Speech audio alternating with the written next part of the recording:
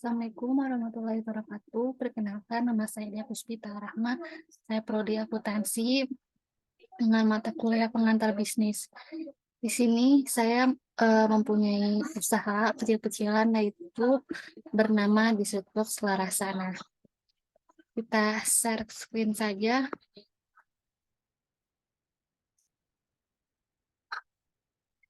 Nah, ide usaha operasi usaha Disruptbox Larasa selama masa pandemi masyarakat dituntut untuk bisa lebih lihai dalam memanfaatkan setiap peluang yang ada. Berjualan produk makanan yang menjadi kebutuhan pokok tentu lebih berpeluang untuk dicari oleh calon pembeli. Jenis makanan yang tak hanya awet tapi juga unik, mudah disimpan, dan membuat orang tertarik untuk membeli lagi dan lagi. Salah satunya dessert box. Makanan ini adalah jenis hidangan penutup atau cemilan yang dikemas cantik dalam box berukuran kecil. Nah, jadi dessert box ini tuh salah satu usaha saya, yaitu Lara yang bernama Larasa. Nah, lanjut kita. Alasan memilih bisnis dessert box yang pertama itu minat bakat. Saya suka membuat kue, terkadang mencoba resep-resep baru, dan men-challenge-nya dengan memberikan testing kepada teman apakah kue buatan saya enak atau tidak. Dua, jaringan.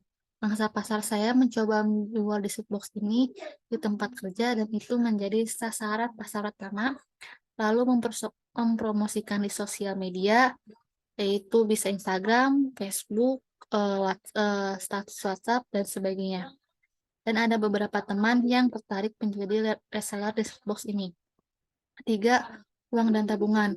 Saya memulai usaha ini dengan modal sekitar 228.000. Waktu itu dengan awal pemesanan 10 pieces, awal menjadi 35.000 per boxnya, dan mendapatkan hasil 350.000. Waktu itu target saya keuntungan 50% dari modal. Alhamdulillahnya tercapai. Selanjutnya, yang ketiga, eh, nah, alur pemesanan konsumen yang pertama itu ada dari sosial media, bisa Instagram, WhatsApp. Pemesanan bisa dilakukan di sosial media seperti IG, WhatsApp, atau bisa chat kontak admin pada nomor berikut.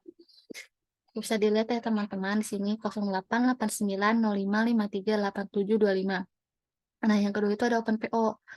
Larasa open PO setiap 3 hari sekali, yang artinya dalam seminggu Larasa membuka PO 2 kali, yaitu pada hari Senin untuk hari Rabu dan Kamis ready untuk hari Minggu. Nah, testimoni. Setelah memesan dan memakan dessert box Larasa, dapat melakukan penilaian dengan memberikan testimoni, bisa dengan mengupload video dengan tag @larasa. Nah, masalah yang terjadi itu yaitu kurang bahan di tengah proses pembuatan. Saat sedang proses pembuatan, pernah mengalami kekurangan bahan, yaitu kekurangan whipping cream, sehingga harus mengeluarkan uang lagi dan membeli whipping cream sekitar jam 9 malam. Sehingga itu memakan waktu lama lagi karena harus membeli dan membuat whipping cream lagi. Yang kedua itu pemesanan sedikit tapi modal yang dikeluarkan sama.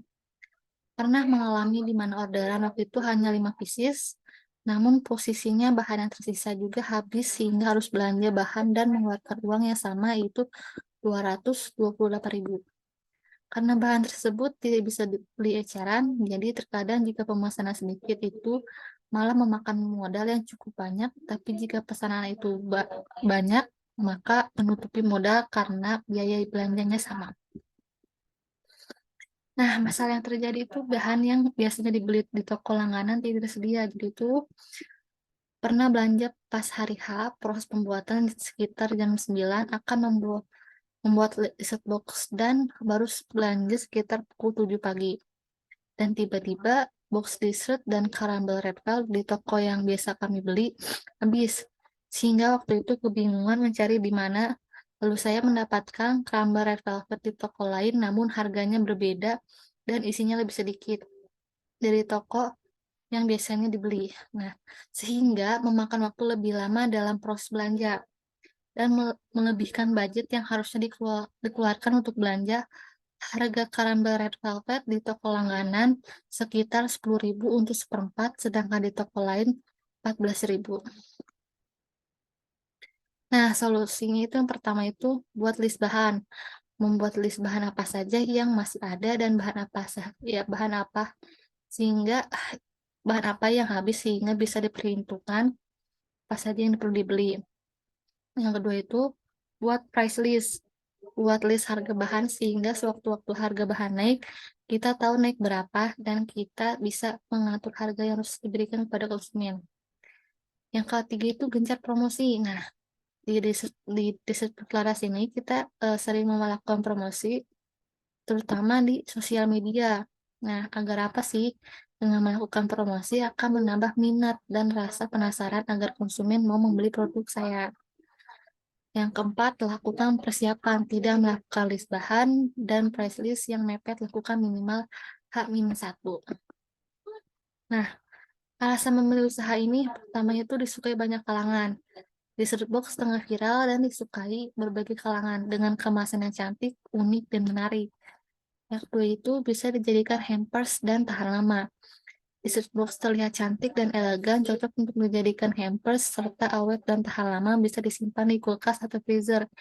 Nah, ini tuh bisa dijadikan hampers atau oleh-oleh untuk saudara, untuk keluarga, untuk ayah ibu, untuk teman-teman, dan sebagainya. Pengganti birthday cake. Bisa jadi sebagai pengganti birthday cake yang lucu. Nah, ini tuh bisa dijadikan pengganti cake birthday karena ini porsinya lebih kecil nih ya. Misalkan teman-teman nggak suka kue yang terlalu besar. Nah, ini bisa jadi salah satu opsi kenapa dessert box ini dijual. Nah, nilai utama dari La Rasa ini, nilai utama yang saya ambil dari dessert box ini adalah rasa manis bisa meningkatkan mood. Jadi saya rasa dengan menjual produk dessert yang rasanya manis dapat mengembalikan mood.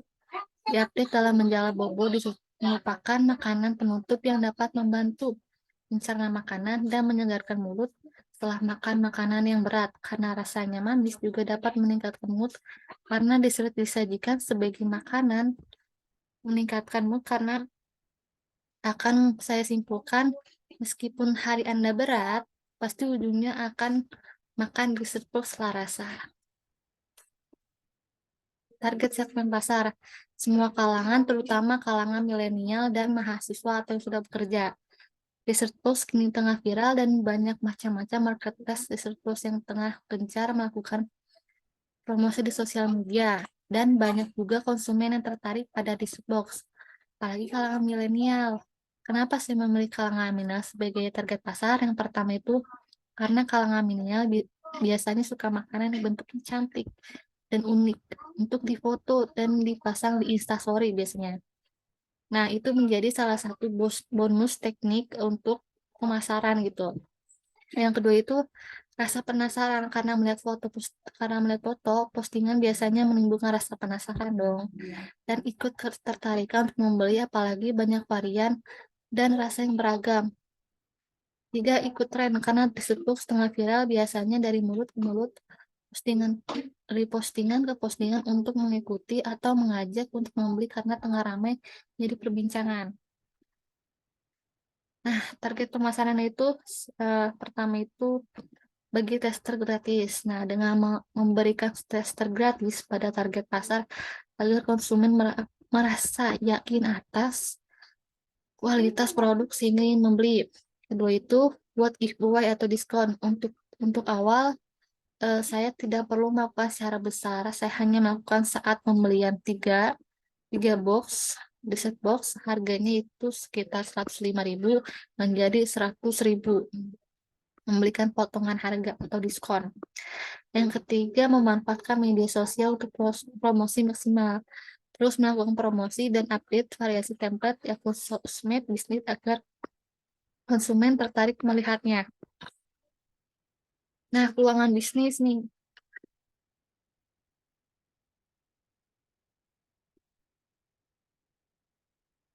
Nah, apa saja yang akan dihitung dalam perhitungan keuangan Larasa? eh, Akan menghitung biaya bahan baku, laba bersih dan kotor, total pesanan, dan target penjualan serta HPP dan BEP. Perhitungan modal awal bahan baku, laba bersih, dan kotor. Nah, di sini tuh untuk modal awal dikeluarkan dari bahan baku. Di sini teman-teman bisa melihat itu perisa makanan sebesar 5.000, coklat, matcha, red velvet, Oreo, terigu, gula, telur, susu almond, blue band, whipped cream, box ukuran 250 ml, box ukuran 350 ml, gas, crumble red velvet, crumble Oreo. Nah, total harganya untuk bahan baku yang dikeluarkan yaitu 261.000. Perhitungan total pesanan target. Di sini itu modal awal itu 261.000. Pengeluarannya itu pembelian bahan produksi. Nah, laba kotor itu 15 dessert box ukuran 350 ml seharga 525.000 untuk 15 box dengan harga 35.000. Pengurangan itu ambil untuk pembelian bahan PO selanjutnya 261.000, jadi laba bersihnya itu 264.000. Nah, target penjualan minimal pendapatan adalah 100% dari modal, di mana setidaknya bisa menutup modal target penjualan pada PO tanggal 11 November melalui target di mana mencapai 201%. Dapat dikalikan target penjualan 261.000 dikali 100% yaitu 229.000. Target yang dicapai 261.000 dikali 201%. Hasilnya itu 524.610.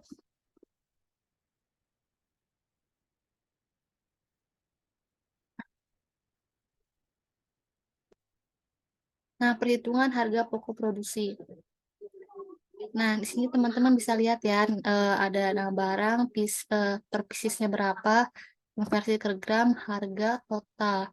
Di sini tuh ada vanilla, vanilla extra, perisa coklat, perisa matcha, perisa red velvet, perisa Oreo, terigu, gula, telur, almond, blue bean, whipping cream, gas, caramel velvet, caramel Oreo, ukuran 250 ml, terus ukuran 350 ml, dengan total konversi ke gram itu 7,6 gram. Nah, total itu 261.000. Nah, perhitungan BEP. Perhitungan BEP sama dengan total fixed cost dibagi dalam kurung biaya variabel per unit dikurang harga per unit. Nah, total freight cost-nya itu 300.000 dibagi 311.000 dikurang 35.000 jadi 300.000 dikurangi 276.000, hasilnya itu 1,86957 dibulatkan menjadi 2.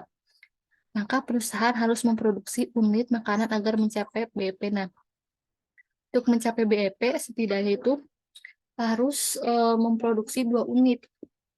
Yang keterangannya itu fixed cost meliputi kuota untuk pemasaran offline 150.000, biaya listrik untuk menggunakan mixer 150.000, total fixed cost itu 300.000, harga per unit satu box dessert itu 35.000, variabel cost-nya itu biaya bahan baku 261.000, bensin untuk COD 50.000, total variabel cost-nya itu 311.000. Nah, di sini teman-teman bisa follow Instagramnya Larasa. Di sini follow @larasa. Nah, teman-teman bisa lihat testimoninya di sini. Larasa Homemade with Love. Nah, cukup sekian presentasi dari saya. Apabila saya ada salah kata, mohon maaf saya ucapkan. Wassalamualaikum warahmatullahi wabarakatuh.